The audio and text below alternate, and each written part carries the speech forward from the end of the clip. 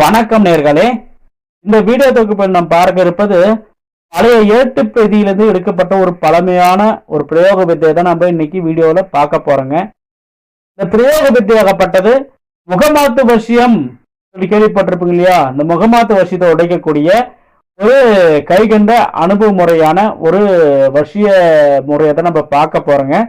முகமாத்து வசியம் செஞ்சிருந்தாலுமே அந்த கட்டுகளை அகட்டிக்கிட்டு நம்ம கிட்ட குறிப்பிட்ட நபர் தேடி வரக்கூடிய ஒரு ஆற்றலை ஏற்படுத்தக்கூடியது இந்த முறையாகப்பட்டதுங்க.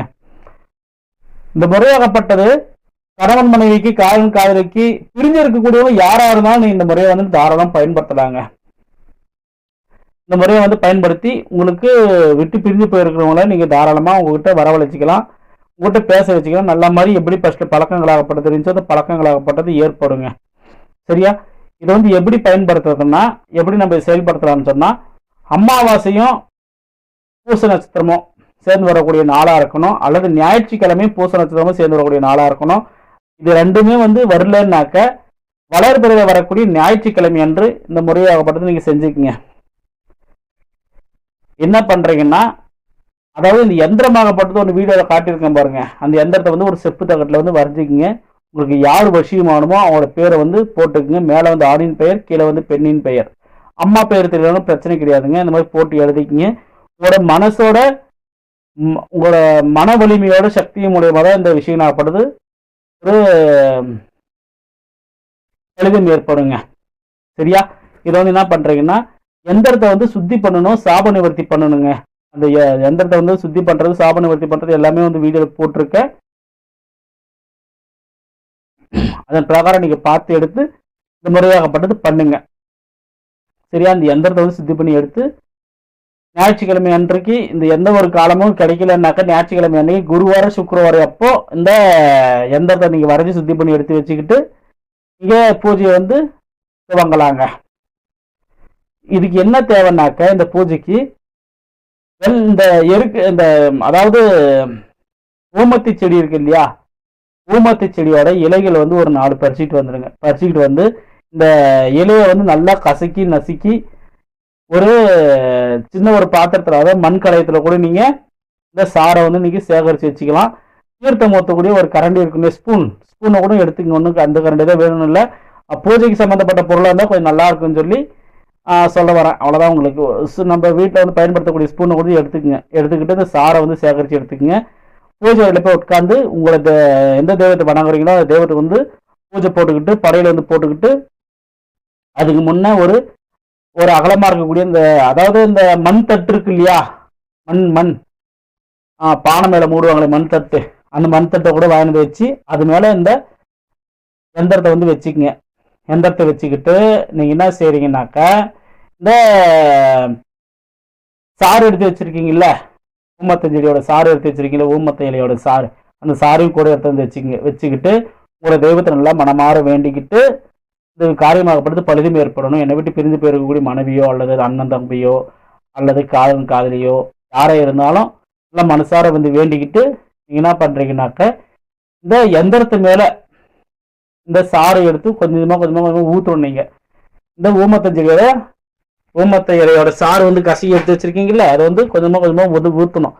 அதுக்கு உண்டான மந்திரம் என்னன்னாக்க, இந்த மந்திரத்தை 1008 உருவிலிருந்து 10,008 உரு வரைக்கும் நீங்க உருவேற்றலாம். உங்களோட பிரச்சனையை பொறுத்து இந்த மந்திரம் நீங்க ஜபிக்கலாம். பெரிய பிரச்சனை இருந்தாக்க ஒரு 10,008 உரு போடுங்க. இல்லை கொஞ்சம் சின்ன பிரச்சனை தான், இல்லை இவங்க என்னை விட்டு பிரிஞ்சு போகக்கூடாது, என்னை விட்டு எதுவும் எந்த ஒரு விஷயங்களும் என்ன கோவப்படக்கூடாதுன்னு சொல்லி எண்ணங்கள் இருந்துச்சுனாக்க முன்கூட்டியே கூட இந்த பூஜையை நீங்க பண்ணிக்கலாம். பண்ணிட்டீங்கன்னாக்கா எந்த ஒரு பிரச்சனையும் வராம உங்களுக்கு சௌகரியமா இருக்கும். இவங்க கூட நீங்க பேசி பழகி வாழ்க்கை வாழ்றதுக்கு சௌகரியமா இருக்கும். சரியா? இதுக்கு உண்டான மந்திரம் என்னன்னாக்க, பிராண பிரதிஷ்டை மந்திரம் சொல்லி கேள்விப்பட்டிருக்கீங்களா? என்னோட வீடியோ ஏற்கனவே போட்டிருப்பேன். அப்படி பார்க்காதவங்க இந்த மந்திரத்தை, அது கொஞ்சம் பெரிய மந்திரமா இருக்கும், இது கொஞ்சம் சின்ன மந்திரமா இருக்கும். மந்திரம் சின்னது சொல்லி நினைக்காதீங்க. அதுக்கு உண்டான சக்தி என்னவோ அதுக்கு அதே போலதான் இதுக்கு உண்டான மந்திரத்துக்கு உண்டான சக்தி இருக்குங்க. இந்த மந்திரத்துக்கு அதே சக்தி தான் இருக்கும். அதனால இந்த மந்திரத்தை நீங்க தாராளமா பயன்படுத்தலாம்.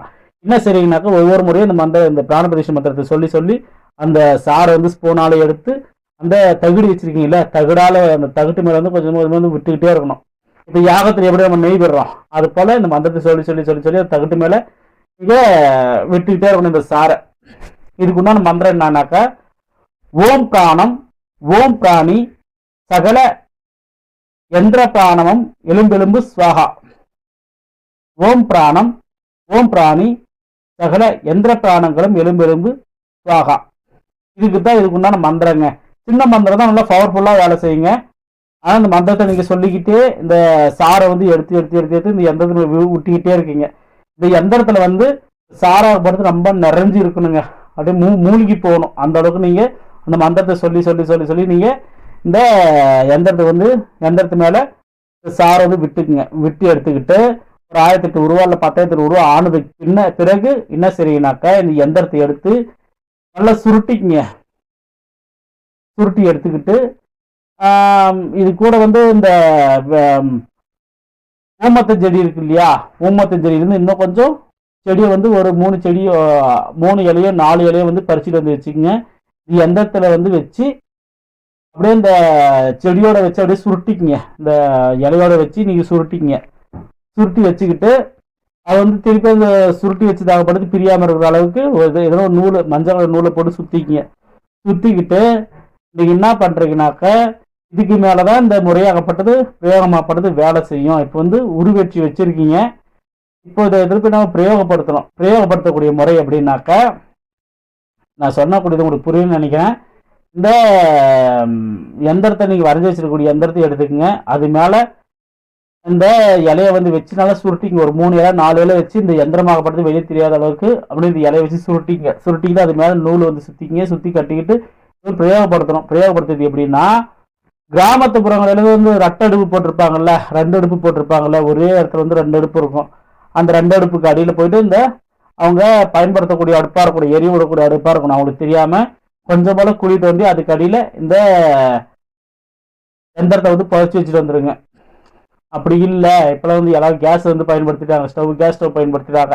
அதான் இந்த மாதிரி முறைகளாகப்படுத்தி இல்லையே என்ன செய்யலாம்னு சொன்னாக்க, என்ன பண்றீங்கன்னா, கொஞ்சம் போல குழி வந்து தோண்டிக்கிங்க. யாரும் இல்லாத இடத்துல கொஞ்சம் போல குழி வந்து தோண்டிக்கிங்க. குழி தோண்டிக்கிட்டு ஒரு கலசு சொம்பு இருக்குல்ல, மண் கலையம் இருக்குல்ல, அதுக்குள்ள வந்து இந்த எந்திரத்தை வந்து போட்டு ஒரு இந்த சட்டி, இந்த மூடி இருக்கு இல்லையா, அதுக்கு தகுந்த மாதிரி மூடி கொடுப்பாங்கல்ல தட்டு, அந்த கலையத்தை மூடுறதுக்கு. அது மாதிரி மூடி என்ன பண்றது, மண்ணு தோண்டி இந்த சும்மா ஒரு அடி 1/2 அடி மண்ணு தோண்டினா போதும். அதுக்குள்ள வந்து வச்சு அந்த குழிக்குள்ள வச்சு மூடி விட்டுருங்க. மூடி விட்டுட்டு நீங்க அது மேல வந்து நெருப்பு, அந்த குழி தோண்டி அந்த கலையில வந்து பச்சு வச்சிருக்கீங்களே, அது போல கொஞ்சம் விறகுல வந்து போட்டு அந்த மூடி வச்சிருக்க இடத்துல விறகுல போட்டு பற்ற வச்சுக்கோங்க. பற்ற வச்சுக்கிட்டு தினந்தோறும் ஒரு இடைவிடாம ஒரு 11 நாட்கள் நீங்க அந்த இடத்துல நெருப்பு போட்டுக்கிட்டே இருங்க. நெருப்பு போட போட போட போட போட இதுக்கு வந்து இந்த எந்திரத்துக்கு சூடு ஏறும். இப்போ இந்த சாரை, இந்த ஊமத்தையோட சாரை வந்து ஊற்றி குளிர்ச்சிப்படுத்திருக்கீங்க. குளிர்ச்சிப்படுத்தி இருக்கிறத எடுத்துட்டு போயிட்டு சூடுபடுத்துறீங்க. சூடுபடுத்திங்கனாக்கா உங்க நினைவாட்சிகளாகப்பட்டது அவங்களுக்கு அதிகரிக்கும். அதிகரிச்சு ஆனதுக்கப்புறம் உங்களை வந்து தேடி வரக்கும். உங்களோட நினைவுகளும் உங்களோட பேரும் வந்து அடிக்கடி உங்களுக்கு கனவு மூலியமா வந்து தோணும். ஒரு நேரத்தில் உங்களுக்கு தேடி வரக்கூடிய ஒரு நிகழ்வுகளாகப்பட்டது ஏற்படுங்க. அது மட்டும் இல்லாம இந்த பிராண பரிசு மந்திரம் மட்டும் இல்லாம, இந்த நடுவில் வந்து நடுமதில இருந்து எந்திரத்துக்கு நடுமதில வந்து எழுதியிருக்கும் பார்த்தீங்களா, மந்திரத்தை எழுதியிருக்கும் பார்த்தீங்களா, இந்த மந்திரத்தை நீங்க வந்து ஜபிக்கணுங்க. என்ன செய்யணும்னாக்க, இந்த பிராண பிரதிஷ்டை மந்திரத்தை வந்து நீங்க பூஜை பண்ணிக்கிட்டு இருக்கக்கூடிய டைம்ல செய்யக்கூடியதை சொல்றேன். சரியா? பிரயோகப்படுறதை சொல்லிட்டு அதுக்கப்புறம் சொல்லலாமே சொல்லிட்டு இருந்தேன். சரியா? நான் வந்து மறந்து எதுவும் விட்டுற மாட்டேன். எல்லா விஷயத்தையும் வந்து சொல்லணும்னு சொல்லிட்டு நினைப்பேன். அதுக்காக தான் கொஞ்சம் நினைவுபடுத்தி உங்களுக்கு சொல்றேன். சரியா? என்ன பண்ணோம்னா, இந்த பிராணபிரதிஷ்டை மந்திரத்தை சொல்லி இந்த சாரெல்லாம் வந்து ஊத்திட்டீங்க. மிச்சம் ஒன்றும் சாறு ஆகப்பட்டது இருக்கும். இந்த ஊமத்த இலையோட சாறு வந்து இருக்கும். அந்த சாறு நீங்க என்ன பண்றீங்கன்னாக்கா, இந்த பிராணபிரதிஷ்டை மந்திரம் 1008 1008 போட்டு முடிச்சானதுக்கப்புறம், இப்போ இந்த எந்திரத்துக்கு நடுவில் மந்திரம் எழுதியிருக்க பார்த்தீங்களா, அந்த மந்திரத்தை நீங்க ஒரு 108 முறை சொல்லலாம். 108 முறையோ இல்லை 1008 முறையோ நீங்க சொல்லணும். அதாவது என்னன்னாக்கா, ஓம் இல்லை ஷௌம் ரீம் ஸ்ரீம் ஷௌம், ஷௌம் ரீம் ஸ்ரீம் ஷௌம், இதை மட்டும் நீங்க ஒரு 108 முறையோ இல்லை 1008 முறையோ சொல்லி சொல்லி இந்த எந்திரத்துக்கு வந்து நீங்க அந்த சாரை வந்து எடுத்து விட்டுட்டே இருங்க. அது மாதிரி விட்டு ஆனதுக்கு அப்புறம் முழுசா வந்து முழுகி இருக்கணும். மூழ்கி போகணும். இந்த எந்திரமாகப்பட்டது மூழ்கி போனதுக்கு அப்புறம் செடியை அந்த இலையை வந்து பறிச்சு வந்து சுற்றி நூல் போட்டு சுற்றி ஒரு பானையிலையோ அல்லது இரட்டை அடுப்பு இருக்கிற இடத்துலையோ போட்டு பறிச்சு வச்சு சூடு ஏற்றணும். நீங்கள் அந்த மாதிரி முடியாதவங்க பானை ஒரு சின்ன கலசத்துக்குள்ளே வச்சு அதுக்கு மூடி போட்டு ஒரு 1/2 அடி பள்ளம் நோண்டி அதே மாதிரி நெருப்பு வந்து போட்டுக்கிட்டு வாங்க. நெருப்பு போட்டுக்கிட்டு வரப்ப இந்த மந்திரத்தை சொல்லிக்கிட்டே இருங்க. அது என்ன மந்திரம்? இந்த எந்திரத்துக்கு நடுவில் எழுதியிருந்தேன் பார்த்தீங்களா? ஓ ஷவும் ரீம் ஸ்ரீம் ஷவும், ஷவும் ரீம் ஸ்ரீம் ஷவும். இந்த மந்திரத்தை வந்து நீங்க சும்மா சொல்லிட்டு இருந்தாலே போதும். உங்களுக்கு வந்து குளிர்ச்சி படுத்துறது வந்து ஆவேசப்படுத்தக்கூடிய சூடேற்றி உங்களோட நினைவுகளாகப்பட்டது ஆவேசப்படுத்த வைக்கும், உங்களை தேட வைக்கும், உங்களோட நினைவுகளை வந்து அதிகமாக கொடுக்கும் கனவு மூலியமா கொடுத்துச்சனாக்க ஏதான ஒரு வகையில் உங்கள்கிட்ட தேடி வரக்கூடியதோ அல்லது ஃபோன் மூலியமோ ஏதான ஒரு மூலியமா உங்களை வந்து தொடர்பு கொள்ள வைக்கக்கூடிய ஒரு முறைகளாகப்பட்டது இது ஏற்படுத்தி கொடுத்துருங்க. அதனால இந்த முறையாகப்படுத்த ரொம்ப சிறப்பான முறைங்க. இந்த முறையை வந்து பயன்படுத்தினா உங்களுக்கு தோல்வியே கிடையாதுன்னு தான் என்னோட கருத்து.